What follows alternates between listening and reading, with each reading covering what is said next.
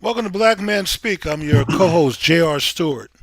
And good evening, everyone. I'm your co-host, Tommy Duncan. It is Wednesday night, 8 o'clock p.m. Central Time, and we know what it's time for. That means it's time for Black Men Speak, the Absolutely. most progressive and informative show on the internet and social media, geared towards helping provide information and solving problems for Black people. We have a very special guest on tonight, Charles. He's not a stranger to this show. He's Absolutely. actually a Return vet guest. by now. He's been here probably more than anyone else. And one of our most highly rated shows from years ago was one of our early shows that featured Mr. O'Neill as a guest. So he still holds that record in distinction. So let's give a Absolutely. shout out to Mr. Charles O'Neill, chairman of the Absolutely. U.S. Chamber of Commerce, Black Chamber of My Commerce. pleasure. Yes, sir. Absolutely. Yes, sir. So, U.S. Black Chambers. Yes, sir. and so tonight, folks, we are going to have a insightful, informative show as we are now at that period of time of the year in December, last 2 weeks, where we are hitting our holiday season. Families are starting to get together. Work is starting to slow down, hopefully for the majority of them. And we begin together and think about this past year, start getting our plans and plans together for next year and really trying to strategize on what the next step is going to be. So one thing we had Mr. O'Neill last month on one of our shows talking about, of course, economics, politics, and empowerment. And we said, you know what, we've got to have you back before the end of the year. And so he is here. Jimmy, why don't we do this? Before we go into our topic for tonight, we'll have Mr. O'Neill to briefly introduce himself for those who may not have had a chance to listen in on the show that he was on before. So, Brother O'Neill, introduce yourself to our audience, and then we'll get into the topic of the day. All right. Thank you so much, Tommy. And I feel like I'm at home. So thank you so much again for the opportunity to join you. As noted, I have the distinct honor. It is an honor to chair the board of directors of the U.S. Black Chambers Incorporated, Washington, D.C. based organization that represents the interests of 147 Black chambers Wow. in 42 states. In my other hat, I serve as the president of the Texas Association of African American Chambers of Commerce, representing 25 Black chambers that operate here in the state of Texas. Prior to that, I worked for 17 years the Dallas Black Chamber of Commerce in various roles, ultimately becoming president of that organization, the oldest Black Chamber of Commerce in the nation, and one of the nation's largest. And so we have been fortunate to be in position to focus sharply on economic issues, economic impact on our community.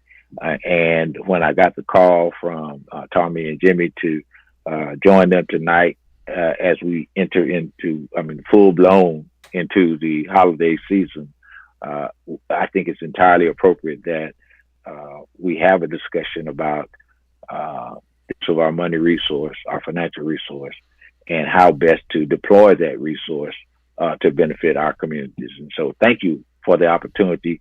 As y'all know, when I don't need but 15 minutes notice, man, and I'm ready. Like I said, Charles is a veteran. He's ready. Yeah. Absolutely. So, folks, for those of you who are joining us tonight, thank you very much. And for those of you who will be listening after tonight, we want to thank you as well. Our topic for this evening is investing in us, the gift that keeps giving. And actually, this came to us from our special guest speaker tonight, Charles O'Neill, given his background and expertise, empowering our holiday season. But what does that really mean to us? It's really about empowering our families, our households, and our communities. Most of what we talk about, it broadens our scope in terms of issues that are relevant to us, but a lot of it really comes down to economics, which drives the social, which drives the political, and everything else in this country. So let's go ahead and get down to it. And what I'd like to ask, because you have such broad vision and exposure working with the chamber organizations, and we talk about the holiday season and the economic impact that it has on our country, speak to us a little bit about the economic impact of the holiday season, the Christmas. Of course, we have Kwanzaa coming up in the new year. Share your thoughts and your insights of the economic impact of this holiday season, and then we're going to drill that down to our communities and see where the conversation takes us. Well, let's say in full disclosure, Tom, I think it's only fair to those listening in to know that I appreciate that I had some hand in framing the theme for tonight, but one proposed theme that I offered didn't quite make the cut. Santa Claus ain't coming, y'all. No, Santa Claus ain't coming. We got to do this for ourselves, And so, we have, in one sense, despite everything that all the forces that are arrayed against Black communities between the Atlantic and the Pacific, we are fortunate in the sense that I don't know that there is a time when Black people had access to as much money than we do right now. That is money that flows through our hands, much of it pre-encumbered, in mortgages and other kinds of demand payments. But we have enlarged the flow of money through our communities. What we have not mastered is the harnessing of that money resource to benefit ourselves. There are clearly lots and lots of efforts. Again, I mentioned that Dallas Black Chamber is 95 years old, so we know the National Business League was founded in 1900. So we've got over a century of concentrated efforts on developing tools for us to better utilize the money that flows through our communities.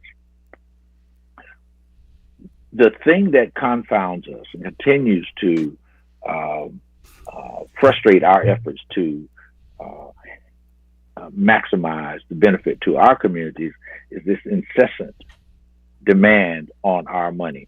I don't want to jump ahead in our conversation, but one of the things that we will talk about tonight is directly to the bottom line of big retailers. And, you have a Black Friday sale.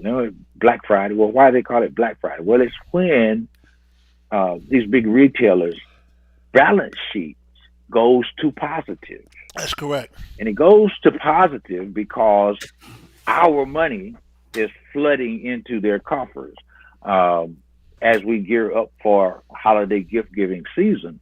And the interesting thing about how that balance sheet flow changes from red to black is when you earn $1 that you have not expended any money to earn, that is, That's the best problem. they don't ask us to buy Benzes. They don't ask us to buy $400,000 houses. They just put them on the market, and we say, I got to get one, right? Gotcha. And so that's a pure dollar earned because I don't have any charges against earning that dollar. And so much of, and I thought about this on my way back up to Clinton. It says we spend our time spending money we don't have to buy stuff that we don't need to impress people that we don't know, right? And so that it's kind of unfortunate conundrum that we find ourselves in, that we're earning money, and the expression of our earning that money is this constant consumerism, and so that means that we're exporting capital on a constant basis. Now, the rest of the marketplace is eagerly waiting. They're sitting there like, ooh, you've heard stories, black consumers, black buying power is nearly $2 trillion. That's when you start seeing the commercials with James Brown music playing up under it, or J music playing up under it, or Charles Watson, 103rd Street Band. They'll find anything to get that boom to boom to boom to attract your attention to their product. And just like a siren song, we find it hard to resist. And so we'll bite that hook and we're gone, and our money is gone. And that money is going to undergird stuff that's important to everybody outside our community, and we're left at the end again with all these Christmas goodies that we're going to wear one time, or use one time, or play with one time, and wait till next Christmas to get some fresh stuff, right? So let me ask Charles, is that any different than any other community? So we have the Black community, we have the white community, Hispanic community, Asian community, Indian community. Is not everybody in a similar boat, or is there something unique and different about our community? Well, I know it's bad form to answer a question with a question. Mm-hmm. Do other communities look like ours as a result of all that economic activity? No. And do other communities have the same set of challenges that we have, despite our constant engagement with the economic system? And I would dare say that absolutely not. Can you simplify? Can you simplify what that would mean to our listeners now and those coming afterwards? Well, if we accept my earlier statement that we've got access to more money than we ever had, then how do we continue to have pervasive inability to access adequate health care, right? Or inability to finance an educational system that benefits our children? How is it that the communities that we live in have police response times that are 30 minutes beyond what other communities experience? How is it that we have communities that have potholes and those curbs and sidewalks? Those are decisions that are made in financial terms, even though they're manifest in infrastructure development. But those decisions are made based in contributions to a tax base. And so I don't want to get too convoluted about the thing, but I do know that the foundation of our inability to maximize the benefit of our increased economic buying power is that we have to spend so much time fighting our way through the morass of regulations, rules, laws, and stuff that was designed to exclude us from benefit. And so I mean, we can do this, and clearly we can come back next Wednesday night and the Wednesday after that and Wednesday after that, and we probably won't get close to solving it, but we can develop a fuller conversation around this historical basis for the inability for our communities to maximize benefit of our financial resource. So you got folks around the country, in Texas, in New York, in California, in Montana, Idaho, and they're getting together either locally or they're traveling to where their loved ones are. And they're going to do the traditional grocery store pickupping and getting together, eating, drinking, and being merry, going to church, celebrating Christmas, celebrating Kwanzaa if they do so, doing watch night service New Year's Eve, and then of course, you got the chitlins, the black eyed peas, and everything else on New Year's Day. And they say, so what? How and why is this relevant to me? If they're looking at their family and what they're doing over the holidays. Well, I think, family is the nucleus of nation building. So any time that we get together and reconnect, is always good for us, and we clearly don't get enough touches of that. And that's why I think we value extended family as much as we do.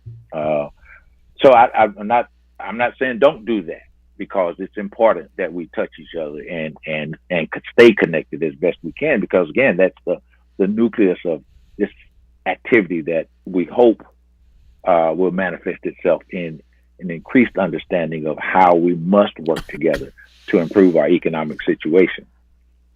So if we're sitting around and we got a big turkey in the middle of the table, then this conversation has to be about how do we make next Christmas, next New Year's different from this one? How to change our financial position to make sure that next Christmas we'll buy our turkey from Jimmy, or next New Year's we'll get our sit out from Mr. Duncan, right?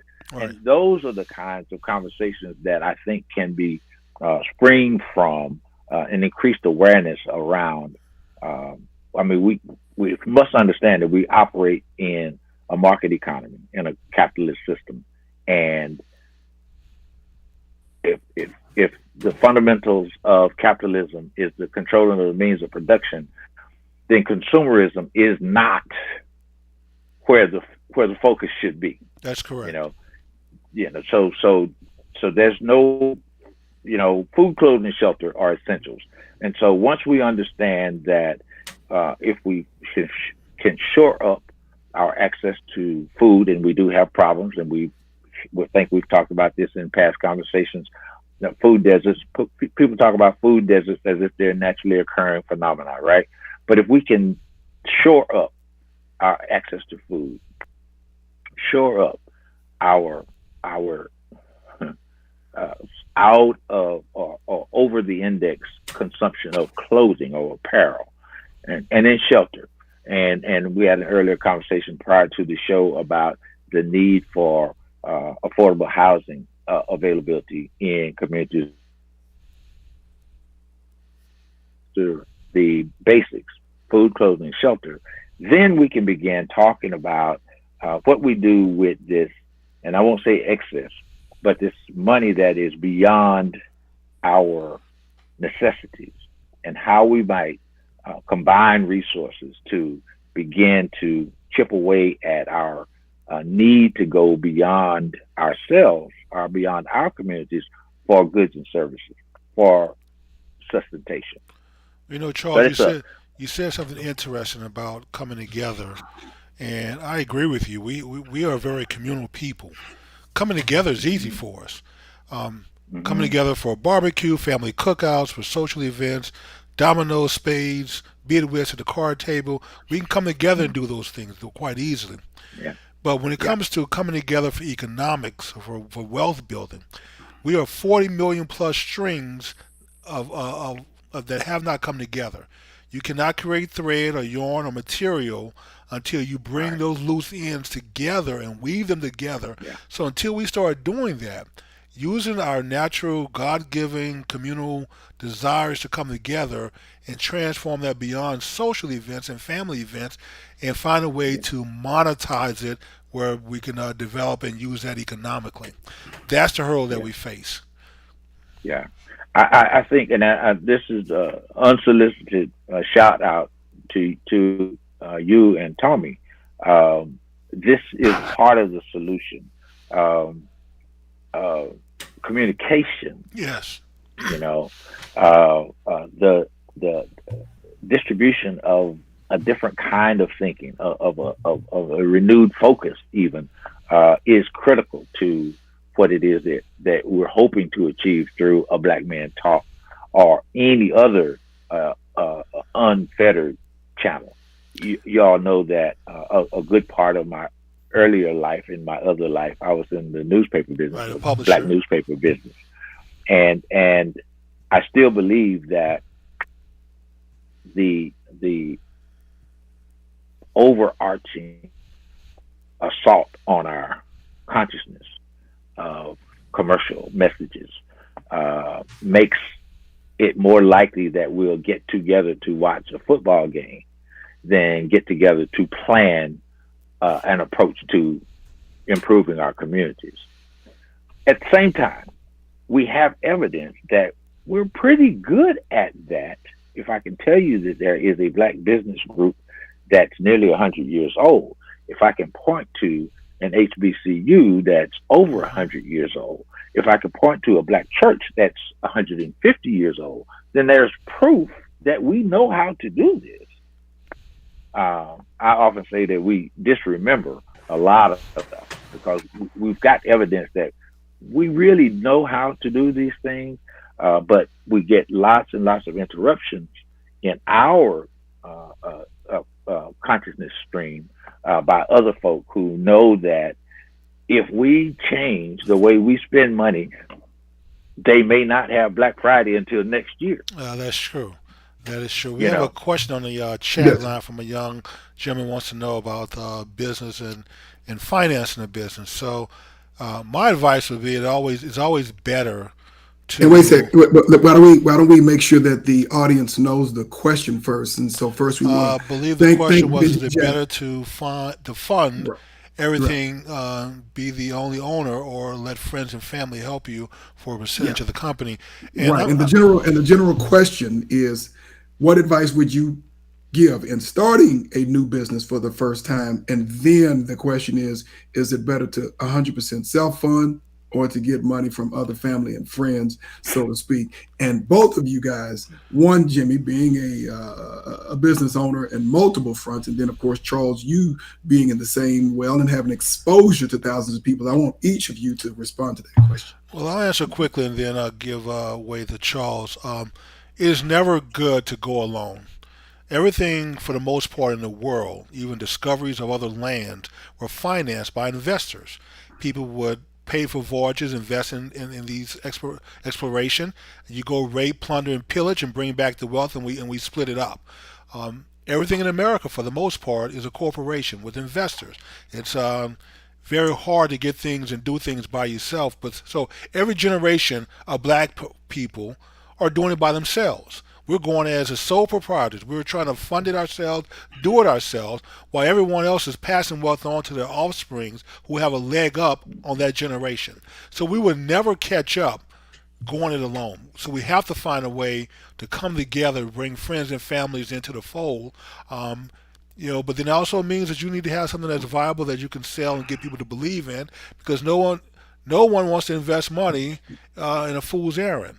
So, we just have to realize that simply because you come up with a good idea doesn't necessarily mean that everyone's going to open their pocketbook and throw you money.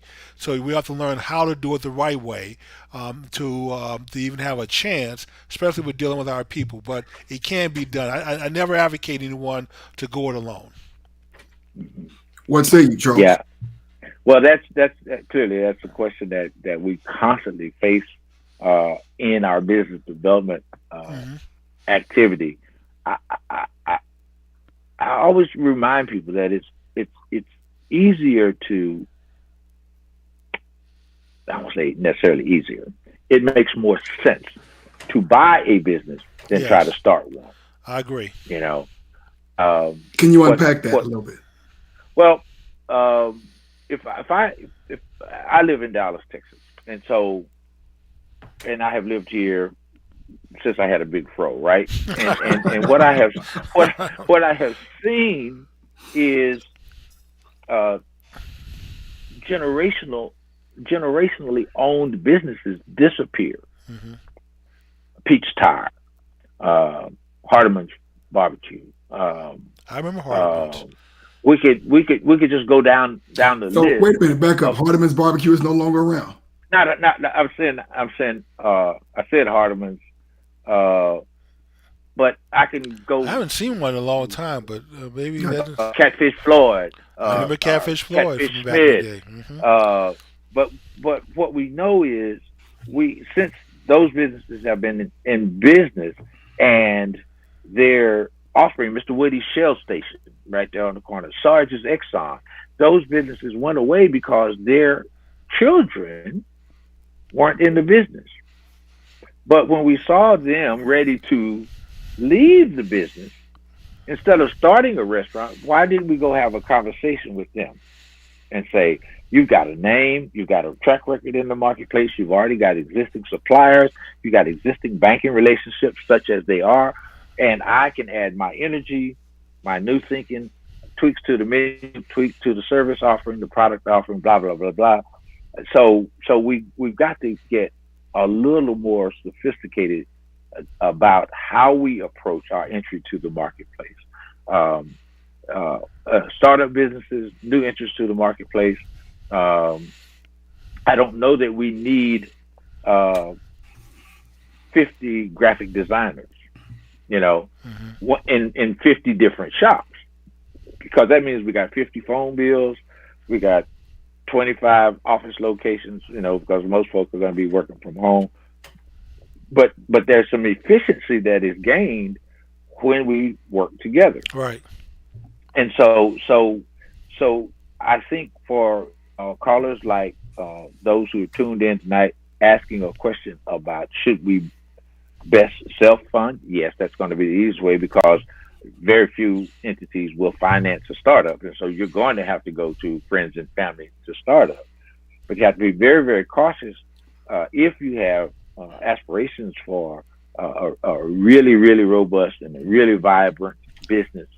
Then I used to tell folk all the time, when I was actually really, really, really doing hands-on consulting for folk. So I'm thinking about starting a business. Well, do you have an accountant? No. You got a lawyer? No. Well, come back when you're serious. Yes. You know, so I mean, you know, so if you're not, approaching the business with the first steps being setting the foundation for how I'm going to be in business and stay in business, then we really have to do a second look at about why I'm thinking about going into business. Yes, we understand we want to go into business to be profitable. But if you haven't thought about how you would differentiate yourself from those businesses already Already, in the that's true. marketplace, you know, what competition will mean to a new enterprise that just entered in the marketplace. If you got something that you're gonna, you know, you can sell it for $1, but your competitor will see you new entry to the marketplace and they drop theirs down to 75 cents or 50 cents, your dollar is high. Hmm. And they wanted to protect themselves in the marketplace. And so those kind of considerations are rarely in the thinking of those folks about, oh man, I'm ready to start me a business. I'm ready to start my business, you know, and but you're not thinking about, you know, what that really means, what's really entailed in being in business and carving out enough marketplace that you can, one, clearly be viable, and then two, be profitable across a period of time. And so my encouragement is always to go out, do the environmental scan, go out there and look and see who's doing something that looks kind of like what you're thinking about doing, Yeah, find a and better then way. have a conversation with them. You know, hey, I'm thinking about a business very much like yours. I don't really have the financial resources to do, but I know that I could assist you, and maybe we can work out something, working together, that we can expand your presence in the marketplace, and I can get a piece of the pie. So let You me know, ask you this, and this is to expand. If I was this brother Benji Jack, and he's saying, what advice would you provide? The first was regarding getting started funding. So Mhm. you've been with the Black Chamber of Commerce for decades upon decades. The next question that I would ask is, okay, I'm wanting to start a business, whether it's a barbecue stand, whether it's a lemonade stand, or whatever it is, it's immaterial. What do I need to do? I need to have an idea. I need to have money. What else do I need? And so my question would be, okay, you're a Black chamber or representative of a Black chamber, and so you represent a vast set of resources. What other resources do you need legal, financial, and otherwise, talking to this brother who is saying, what do I need if I want to start a first business? I don't know what I don't know, and I've never been in business, but I Yeah, think I have a great idea. yeah. The first one is off the books. The first one is just a healthy dose of reality check. Again, let's do this Ben Franklin close. You say you don't have, you're starting up and you got no money. Or he may have some money, maybe not No, no, no. a billion I'm dollars. just saying Yeah. that. Right. Okay, yeah, but okay. So if you got some money, um, can you stand to lose that money? Right. You have to have baby risk management. Risk is a You big know, part of it. Most people don't want you to know, don't want to take the risk. yeah. It's easy And to play with so, somebody else's money. It gets yeah, serious when it's your money. yeah. And so we know that early stage businesses cost marriages, cost Yes. friendships, Lots of time. and and in some cases if it gets really, really, really tough, folk jump off bridges. I'm Yes. just so it's really, really a serious undertaking, and so everybody is not suited to be a quote unquote entrepreneur or a business person on their own. What we have found across the course of years is that I'll give an example. Folks say, well, I said, well, who is going to? You got this beautiful mousetrap over here. How are you going to get it to the marketplace? Oh, I really don't like to talk to people that much. Hmm. Selling. There's What do you mean? And so if in my ghetto east, I said, well, the cash register ain't ringing. You ain't in business anyway. That's right. You know, and so somebody in the organization has to be responsible for how we get to the marketplace and make the marketplace work for us. Charles, So not yes, sir. somebody. You. Well, The CEOs always come up through the sales ranks for a reason, because when that bottom line is not black, somebody like you said needs to go out there and bring in the revenue and be able to do that, and you need someone who that's can right. sell to do that. So That's right. you don't see CEOs coming up through operations, through That's right. design, through R&D. They come up through sales, and they come up through there for That's a correct. reason. And That's right. so I look at people who want to start a business and say, well, can you sell your product? Can you sell your service? If you can't do that, then you're not going to have a business. I mean, you can get some funding, but you'll just Yeah. spend that money and go out of business. So you have to be able to sell whatever it is you're trying to do, go into business with. If you can't sell it when you're That's right. small, you can't sell it when you're big. Yeah. So what we found, exactly your point, Jim. What we have found is that many people who decide that it's time for them to go in business are better suited to perform one of the functions necessary to Yes, an enterprise. They might be the best accounting that's system correct. in the world. They might be the best logistics manager in the world. But that making that cash register ring, none of the other Well, stuff because works. they want to talk to people, they want Yeah. to interact, but Tommy here is in sales. I mean, he's a good Hmm. salesperson. Yeah, I keep trying to convince him to go into sales consulting and teach other people how to sell and close those deals and get signatures and bring the money in, because that is huge. And most people who want to start a business don't know how to sell. They are That's right.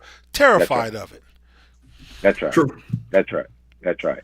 So yes, we absolutely encourage everyone to be in business, but understand that it's more than a notion. It is not for the faint of heart, and it will damage most of the relationships you have in the early stage of that business. And then once you get some level of what we would term success, then you'll get a whole different set of problems, because now everybody want to be your friend, and they'll be coming trying to get the hookup. Well, Right. the rule is, money attracts money. And That's right. so if you're a salesperson, if you're not a sales and you have a book, you can go anywhere and make money. It doesn't even matter what the product is, what the service is. You can still be successful. But if you can't sell, now you have to hire someone to go sell for you. That becomes a little bit more of a challenge, because if they walk and they've had all your sales, then your business and your customers can walk with them. Um, Hmm. so, Tom, I think we got another question here about about fully funding in return for 65% of the profits. Um, yeah, that's a fool's offer because 65% of the profits doesn't account for all the operational costs that are going to be left that you're going to be stuck with for the 35%. You're not going to be able to grow a business on 35% Well, profit. this is the challenge that you have to look at. If you're starting a business for the first time, you don't know what your margins are going to look That is like. correct. And then you have to have a system of accountability there and understanding what you're going to need, as Jimmy mentioned just a few minutes ago. And one of the other things since he went ahead and tagged me on the sales side of the equation, one of the other things that you need in terms of advice, if you have an idea and whether you have money or not, depending on whether it is a known commodity that you're going to add your brand to, or whether it's something revolutionary new that somebody has ever heard of, you've got to have a market. You have to have someone not who likes your idea, but who is willing to pay for your product or your service or your idea. And you have to have a very high degree of confidence because, as they both said, if you're putting your money or somebody else's money on the line, you need to make sure that you have a pretty strong market for that. As well, something people are willing to pay for. Not that it's a cute idea, not that it's All right. it sounds nice, but if you don't have that, then you're throwing money down the drain. But why don't we do this? Go ahead, Mhm. Charles. Oh, I was just going to say that if we want to get cute on corporate accounting or business accounting, uh, you might look at 65% of the net that is beyond all operating expenses. I don't know. It may be that if you've dialed yourself into a comfortable living wage and you've paid all your suppliers and paid all your employees, and that excess, that profit is $2, and you give up $1.30, that might not be a bad deal if all other expenses are accounted for, you know. But if you're talking about 65% of the gross, that No, is before any expenses are met, that is absolutely a deal breaker, you know. But if you've got a business structure that can sustain itself and is throwing off a profit increment, that's a conversation to be had. And that's again, that's a little fancy accounting footwork that has to take place in that conversation. But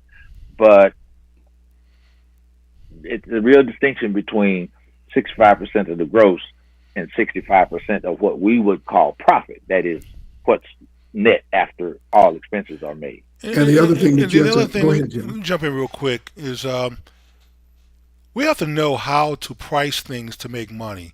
What we think sometimes is a lot of money. I'll give you an example.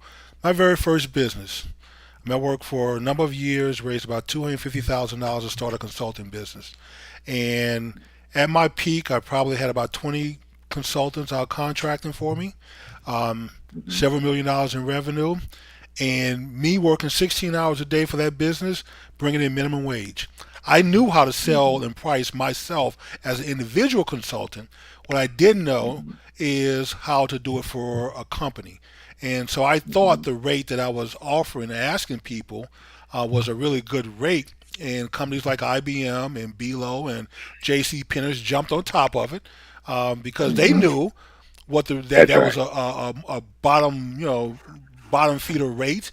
I didn't realize it till I was in business. Like, wait a minute, I have all this money, but none of it's coming from me. So we have to understand how to price stuff. So when Starbucks can take a cup of coffee with all the ingredients and the cup that cost them 10 cents and sell it for $7, that's the business model Mm-hmm. you want.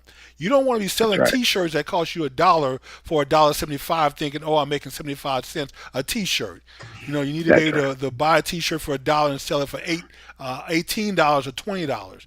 That's the market you Mm-hmm. want to be in. So we have to understand how to price stuff to make money, not at the individual level, but at the business level, because there's so many other business costs that having You know, I went out and rented a top level penthouse office downtown Dallas. Had furniture that looked like an old banking institution, and not one of my clients ever walked in that office to see all that expensive furniture I had sitting off in there. Plus the workers that's sitting off in there, and anybody want a paycheck every week. And now I'm having to borrow money just to make payroll because now my vendors don't want to pay that net 45 until net 90 and still want a discount. I mean, these are things that you face when you're a small business. So, we have to learn how to price stuff as if we're a big business to make money because if you don't, you can easily find yourself working 20 hours a day, 7 days a week and not making any money. I'll add one thing to that, Jimmy, and Hmm. this is for Benji Jacks, and then I think we need to make sure we get back to task on the last 1/3. We're Christmas. about 2/3. So exactly. The other thing that I would ask is you're talking about 100% funding of a business venture and a 65% stake in the profit. Make sure that you are very clear with the difference in a profit and equity stake in the business. That's, Those are two completely different things because that's right. hypothetically, if we do the math and you're talking about 65% profit, that is one thing. But make sure that you are very clear as to what your equity stake is in that business because if they bring up that same number in equity, they have control of your business. You do They have not. control And of you. exactly. And that actually leads to making sure that you have an attorney who is Hmm. representing your interests. So when you start talking about, the agreement partnership that you're having with whomever it is you're looking at, that is in your interest. So if someone is fully funding your business and wants a significant share of the profits, that's fine if it works best for you, but you need to make sure that you maintain control of the business. So let's get back to Christmas. Absolutely. We Okay. have about a third, 20 minutes left. So let's get back to Okay. Christmas. Let's get back to empowering our families, empowering our communities, what that looks like, and the items, and let's keep it simple. And I'm not, How do we let's turn go. how do we turn some of that $2 trillion that we spend every year back inward towards ourselves? And I think Charles talked about this once before, but I believe I read an article that stated that since we're only 12, 13% of the population, we account for a huge amount of the revenue that's generated in this country because we are consumers. Do we account for 12 to 13% No, of we were the like 30 to 40%. It was some Yeah. astronomical number compared to Yeah. where we are in the population. So when other people hear what? bad news and So Jimmy, start, are you saying 20 to? Are you saying close to 30% of the I believe the GDP? article What said that? like 20, like 30%, 30 some percent of GDP was black people were directly responsible for, and we're only 12% of the population. All of our money goes into the economy for the most part. So One This is this is third, how this is one how third of the absurd it is. economy. This is how absurd it is. The sale of Black and Mild cigarettes, or whatever they are, mhm. has made Altria the largest retailer of cigar products in the world. mm, So all these folks who go to the fuel station and get these little cigars, small cigars, whatever we call it, is that what we're talking about? Yes, sir. They have made Altria the largest seller of cigar products and let in me the ask you world. this, Charles: has Mhm. anyone gone to this company to say you need to make some kind of capital investment back in our community? You need to put in a park or donate something to show that you appreciate us patronizing your business, your product. Has anyone ever asked to just give something back? Yes, yes, and there's a number of organizations. The Black Chambers among them, the Urban League, the and NAACP, a number of organizations, Association for Enterprise Opportunity, a number of organizations Build a have factory, those create some kind jobs in of, my area. but that's not happening. What's not I happening? mean, the philanthropic part is the easy way out, Yeah, the but right the to stuff that check. Yes. yeah, yeah, that's the easy part. But that thing that you're talking about, uh, uh, I'll tell you what. This has been nettling me actually since my newspaper days. But now, there folk are concerned about Christmas and not being able to get the gifts they want because of what? Supply chain, Right. Right. right? Okay, so why did supply chain get jacked up? It got jacked up because American companies offshored their production capacity, Correct. looking for cheap labor, Correct. right? And so now we got no substantive manufacturing capacity in the U.S. But I venture that any brother or sister between Texas and South Carolina will make tennis shoes, snap together Apple phones. We know it's true because Nissan is in Mississippi, Mercedes Benz is in Alabama, Right. BMW is in South Carolina, Yes, they are. Yeah. Toyota is in Tennessee and Kentucky. So we know that if foreign entities can come and with some metric that they develop determine that their labor cost advantage is just as profitable in rural America, then why then are we buying clothes made in China? When we produce cotton here, we produce wool Yeah, here. the raw materials. Yeah, and so at changing the formula again, if I go back to controlling the means of production is the root of capitalism, then we know that the enterprises that we enter into or the investments that we make have to be far enough back up the food chain to be a factor in the production of goods and services. That's right. Retail is easy. Retailing is critical because that is the point at which the product meets the marketplace. But the development of that product, the manufacturing of that product is And that's and where then the wealth trans- is, though, Charles. Not That's where to the add wealth on is. for the That's right. retailer, but in the manufacturing and development, that's where the wealth is. That's right. You know what I mean? That's You know, right. so the GM dealership has a markup on every car, but GM makes the bulk of the money off that car. That's right. That's right. That's right. That's right. And The so- question then so- becomes, with that, if that is the case, and, you know, you sit up in your household and you know you're sitting in your lazy boy and watching the Cowboys game or whomever it is you're going to be watching. I think the Browns are playing the Packers on you know, it's like, well, okay, I don't have that much power. I'm just an individual in a household, you know, with my wife and children. You know, what leverage do we have? Power, because we have a lot of power. And how do we exercise that power to take advantage of that? What you're saying is 30% of the economy that we're responsible for, in spite of the fact that we are 12 to 13% of the actual population. How do we leverage that? What are the action items? How are we more intelligent so that we can empower our families and our communities in a way that we may or may not be doing so now? And if we are doing it, making it stronger. And can I pin So to this your question, Tom, for Charles? Charles, growing up, did your mother sew clothes? Did she know how to sew? Grandmother? Oh man, yeah. Yeah, shoot, I even knew about McCall's patterns, man. Shoot, yeah. She make my sister's dresses and stuff, man. And it Shoot, seemed yeah. like, you know, just two generations ago, a lot of our people knew how to do things for themselves, like make clothes, That's right. grow a little food. right. You know, not to say you grew all your food, but you had a little That's garden right. in the back.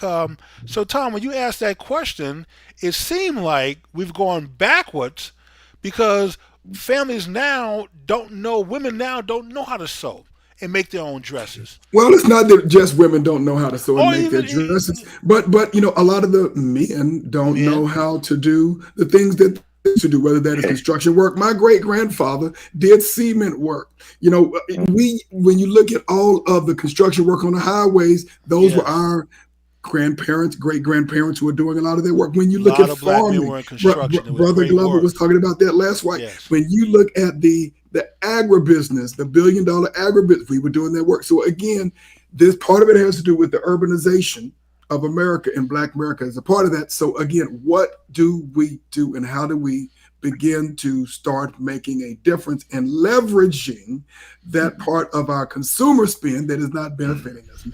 Yeah.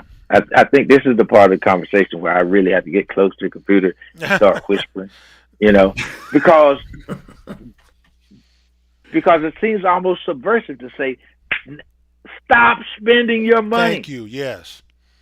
Stop. withhold that money from the marketplace, I guarantee you the changes that you'll see in how the marketplace responds to us when that money is missing from those cash registers. I guarantee you, you talk about reparations.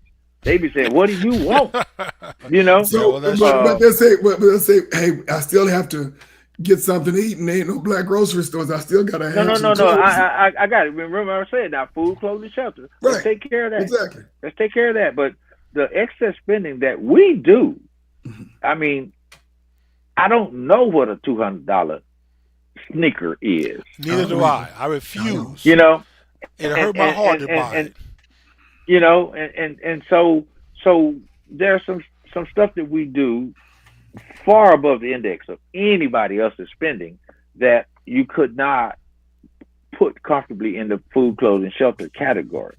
You know, we, for instance, you know, got to give them a rope chain. Well, why?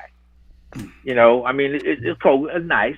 I want you to do everything that you want to do, but just be conscious about the money that you left, that you consciously exported from your community, that you will not get back.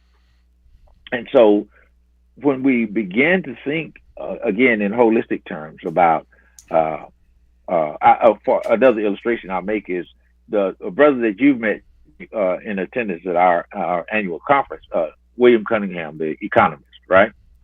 So he did a recap on corporate commitments to, we'll just generically call Black Lives Matter, following George Floyd's murder. And the number was, I think, maybe close to $49 billion in commitments to easing the disparity that Black communities feel.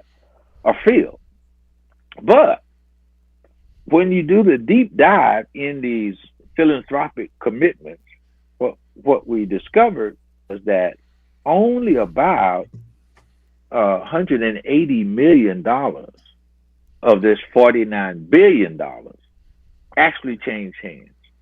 You know, so we get a big announcement that we're going to commit. That's not even $30 billion. That's barely 0.5%, Charles. Barely 0.5%, and that 0.5% has to do the work of an entire country. You know, it's just impossible to do, right?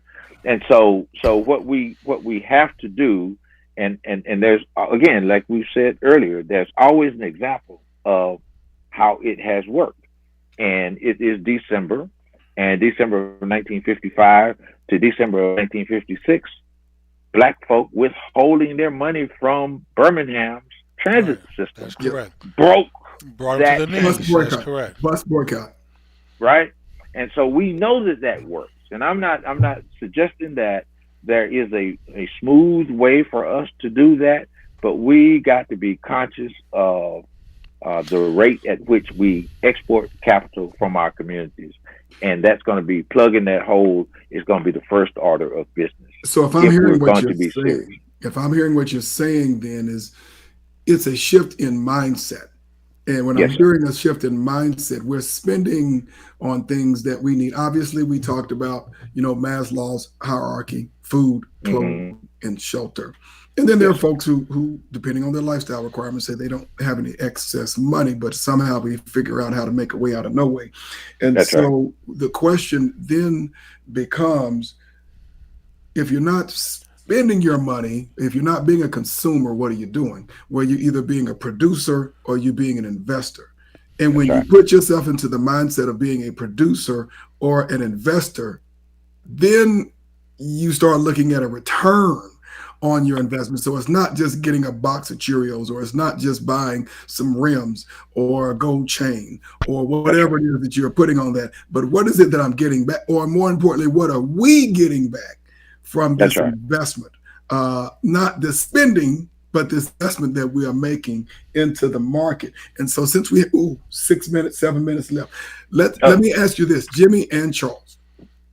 Three things that we need to be doing right now, our families, which is the nuclear unit of our communities, to put us in an empowering position in the next quarter. We're in December, so we're talking about March. So when we're having this conversation next year, we're talking about the fruits of our investments, not the outcome of our consumption. What are the top three things we need to be doing right now? I'll do mine really quick, and I'm only going to do one, so I'll leave the rest of the time for Charles. Uh, the old saying that we need to you need to pay yourself first when you get paid. We need to do that as a people and as a group, so families can get together and start their own little investment fund to fund something that they want to do collectively as a group, collectively as a people. I don't know which one of the M's stand for the total amount of investments capital in the U.S. I don't know if it's like M5, M6, one of those numbers. But I think the last time I saw, Wall Street was sitting on almost $90 trillion of investments that they're managing for America. And some of that 90 trillion belongs to black people. So if we want to get serious about freeing ourselves, we need to be serious about paying for it ourselves also. Taking some of that money that we have in IRAs and 401ks to free ourselves. We need Are large. are you saying taking it out of the I'm saying IRAs yes. I'm saying taking some of it out and and putting it where? putting it into a fund that's going to invest in revitalizing the black experience. So we know we need massive amounts of capital investment. So going to other people, asking them to fund it, when we have trillions of dollars also that we're sitting on, we need to be the first to put our money up to show that we're serious. So we can't keep asking others to do what we're not willing to do. So pay yourself first individually, invest in, collectively as a family to do something together, and then as a people collectively. Let's take some of our wealth and show that we're serious about rebuilding black America and that we're willing to fund it ourselves and go alone if we have to. And I'm sorry, and I'll divert the rest of the time, give the rest of the No time to problem. Charles. No, that's real good, and I won't take a whole lot of time. I think, okay, let's say that we do sit down as a family and we say, okay, from January 2022 to December 31st, 2022, what we're going to do is focus on, because we want to go in business in 2023, right? Right. What we're going to focus on is satisfying all debt. There you go. Okay, so we're going to create a susu, a family susu, a merry-go-round, right? It's a Swahili term. It's just a merry-go-round. We're all going to dump into this deal, right? And they're going to say, well, Charles, you got a credit card that's got X amount of dollars on it. So we're all going to put in whatever we can, $50 a month, $150 a month, $50 a paycheck or whatever. And then when we get enough money in that pot for Charles to pay off that credit card, bam, he goes that. But in the meantime, we're gonna continue to do our deal. And the next one is okay, my wife got a dental bill that we need to pay that off or something, And so what we have to get in the habit of investing for our purpose. And our purpose right now is to get out of debt. So that when we could prepare to launch this business enterprise, we can do it without jeopardizing our food, clothing, and shelter. Right? Mm-hmm. And so that would be, I think, an easy first step for those folk who are contemplating going into business. Clean up them credit cards and stop spending for unnecessary stuff. Get skinny. Just bare minimum. Do the stuff that's necessary. You would be surprised at what you can do without. Stuff that we accept. Folk with $200 a month cable bill. Well, how much TV can you watch? Right. And how much of that should you consume? Well, you shouldn't. Very little of it, because if you have time to sit there, and you have to be rich to be sitting around watching TV and spending 6-8 hours a day doing that. And Jimmy, I guarantee you that nobody who is massively wealthy spends even 1 or 2 hours That's correct. watching that much TV. They can't afford it. Unless it's blue, they can't afford it. Their time is too valuable to watch TV. Be wasting it on TV, right. television. So we got one, invest building an investment fund. I think that's Yeah. valuable. Number Yeah. two, eliminating debt. And some might say that maybe eliminating debt before you build the investment fund, because if you eliminate the debt, you can put more money in the It's an That's investment right. investment fund. fund. That's correct. I'm going to add my thing, and I've talked about this several times before. Track how much you are spending within your community. I do it That's right. today. I've been doing it all this year, and I forgot where I got the idea. But if you spend, let's say, $1,000 per month, that's just a hypothetical, and let's say you spend $0 within your community. For us, it would be the Black community. Hmm.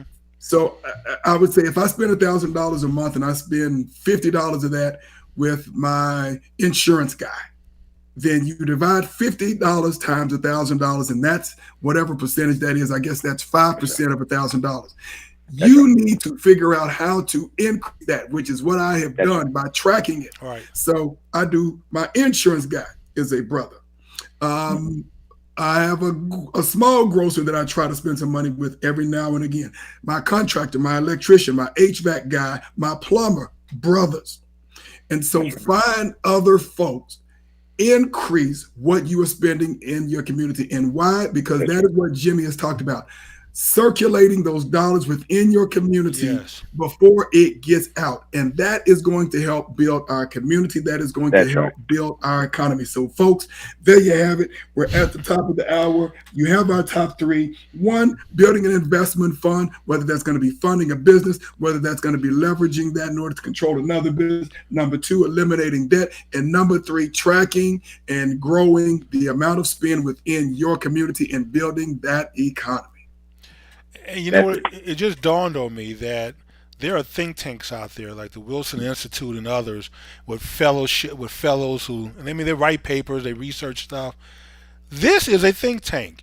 This is where Oh, you absolutely. come to get the information that you need that will help you in life. And there is no other place on the internet that's going to do that for you for the Black community. And guess what? We provide it for free. There we go. That's right. All you have to do is like, That's right. share, and subscribe. Come out here every Wednesday at 8 p.m. Central Time.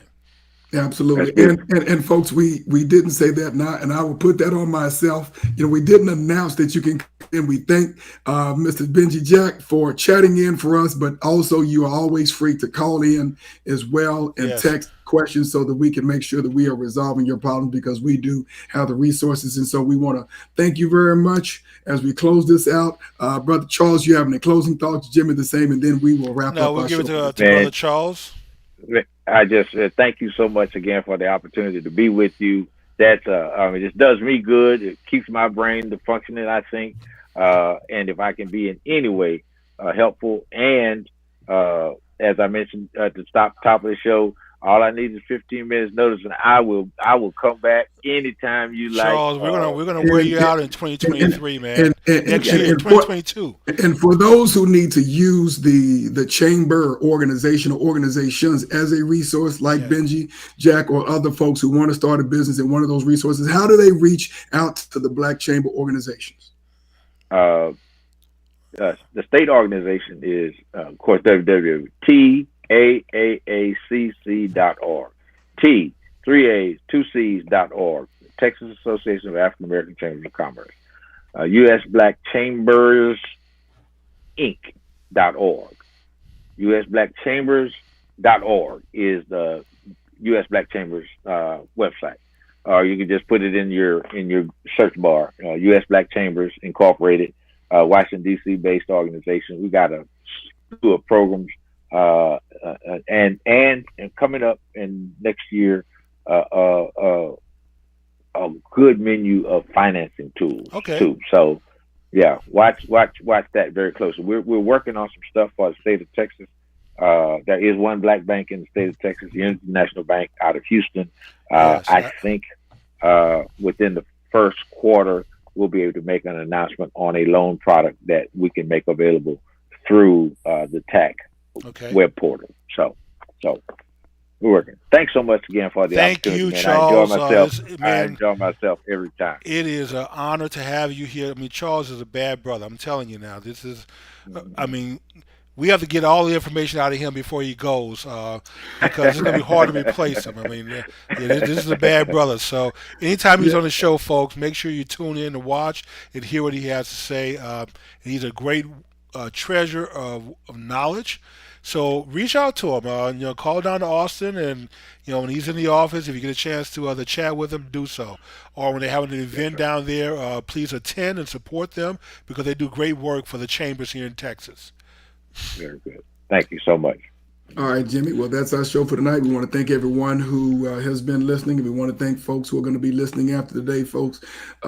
Be safe. Have a great holiday season, and of course, invest in your families and in your Yes, you economy. do. Invest in yourself, invest in family, invest in your people. And you That's guys the have gift that keeps on giving. The gift that Absolutely. keeps on giving. That's right. everyone have a good night. All right. All right. Take care.